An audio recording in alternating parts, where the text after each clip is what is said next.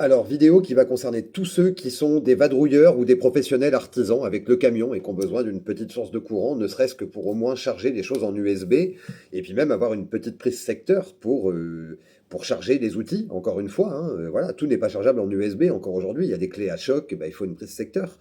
Et là, en fait, vous avez une grosse power bank, vous avez un truc qui est mobile parce que ça fait 2 kilos. C'est une vraie station solaire parce que dedans, il y a une carte MPPT pur sinus. Ça veut dire que le panneau solaire que vous allez voir sur les photos, vous pouvez le brancher dessus ou n'importe quel panneau solaire de 60, je crois c'est 60 ou 80 ou 100 watts maximum.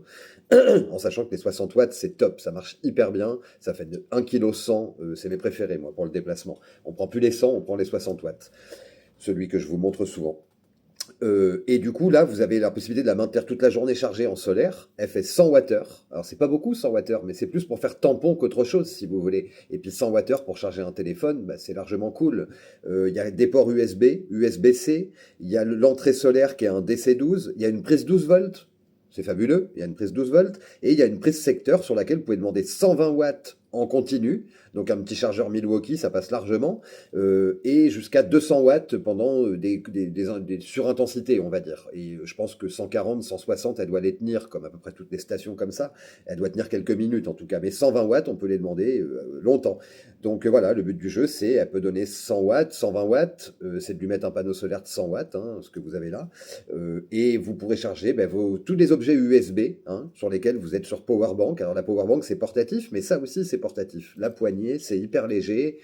Ça se charge sur le secteur, elle est vendue avec un chargeur secteur, comme vous le voyez là. C'est pas cher, honnêtement. Et vous savez qu'avec le code Solar Infinity qui est là, vous tapez ça dans votre navigateur, ça vous ouvre l'application, là, en l'occurrence Temu, et vous allez devoir commencer par casser des œufs, 5 œufs en fait. Et ces œufs vont vous donner des cadeaux. Alors vous commencez par mettre votre power bank en premier dans la case, et après vous avez 5 cases à remplir avec 5 cadeaux. Vous allez peut-être avoir pour 100 balles de cadeaux. Ça veut dire qu'au final, votre power bank, avec votre mini station solaire, vous allez la payer que dalle, quoi. Donc voilà. Je vous invite à bien regarder les dimensionnements aussi, parce que vous allez voir que c'est vraiment tout petit.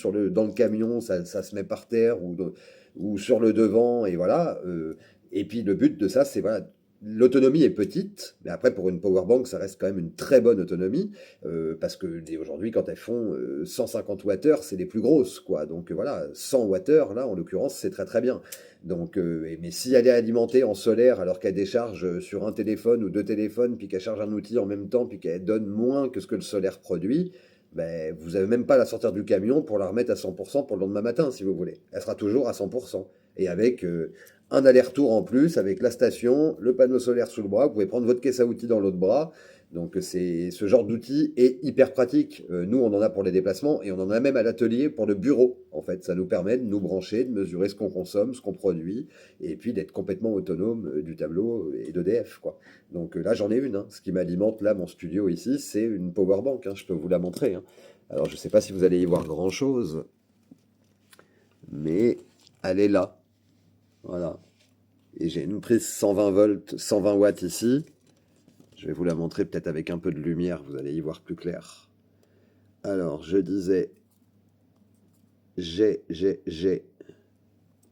une prise avec ça de 220, un écran avec toutes les informations, voilà, chute du téléphone, un écran avec toutes les informations qui vont bien. Elle maintient en charge une autre grosse powerbank de 20 000 mAh au-dessus, ok. Et puis, en fait, c'est parfait, quoi. Parce que, elle tient la tablette, elle me tient tout, en fait, hein, l'ordi, et voilà. Et elle charge en solaire, en fait. Là, elle est branchée sur un panneau à onduleur intégré de 120 watts. Et alors là, elle est pleine, donc automatiquement, c'est coupé. Et puis, elle charge en continu ici, donc je m'en occupe même pas, en fait, si vous voulez. Et puis, ça fait que j'ai toute l'électricité du bureau, la lumière, le ventilo, l'ordi, la tablette, pour que dalle, quoi. Voilà. Et je maîtrise ce que je consomme. Donc, et puis, dans le camion, c'est pareil. Donc vous savez ce qu'il vous reste à faire, tapez ça dans votre navigateur, récupérez vos cadeaux, et puis en avant Guingamp comme on dit. À bientôt, ciao.